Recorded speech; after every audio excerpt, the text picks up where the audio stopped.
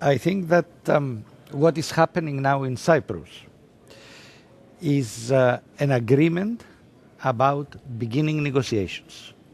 And the representatives of the two leaders are making progress already on the agenda of the subjects that the working groups and the technical committees will discuss. They are going to discuss the substance of the Cyprus problem on the one hand, and issues concerning our daily life on the other hand.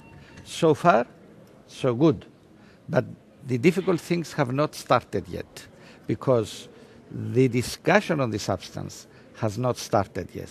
At the end of this process, which has as an aim to prepare the ground for negotiations between the two leaders, the negotiations between the two leaders will begin. Now, the question is whether each side has to make concessions or whether each side will have to stick to its own positions. And obviously, when you negotiate, the term negotiation means you don't discuss on a take it or leave it basis. I am sure that if there is political will on both sides to achieve things, then there will be a good ground to negotiate and negotiate freely.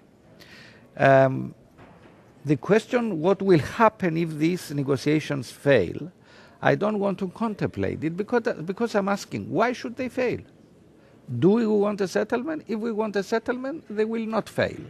But if we don't want a settlement and what we want is to buy time, then of course the negotiations will fail. But I am not a follower of this school of thought. What we should avoid is putting preconditions at the beginning. The basis is the Annan plan, says one side. The other side, the basis is I don't know what. I think that the important thing here is to take stock of all that has happened over the years. There is enough material there. We are not beginning from the beginning, surely, and the semantics are not necessary at the present stage. Now, there is a question whether Kosovo is an example should the negotiations fail.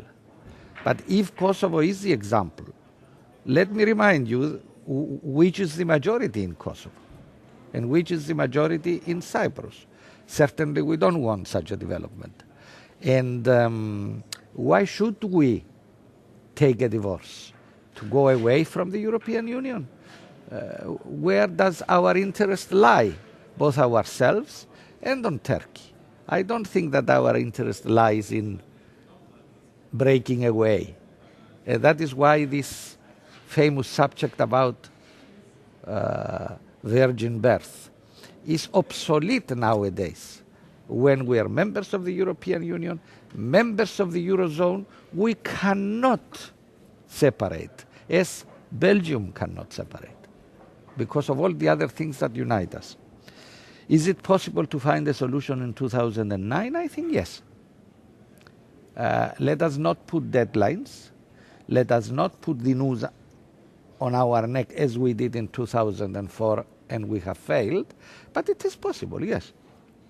And finally, the question on demilitarization is related to the visits of the army chief of staffs, etc., etc. I don't think that we should attach too much importance on this. Of course, it is our duty to protest about such visits, but let's not give emphasis on this. Let us think positively and let us concentrate on what lies ahead of us.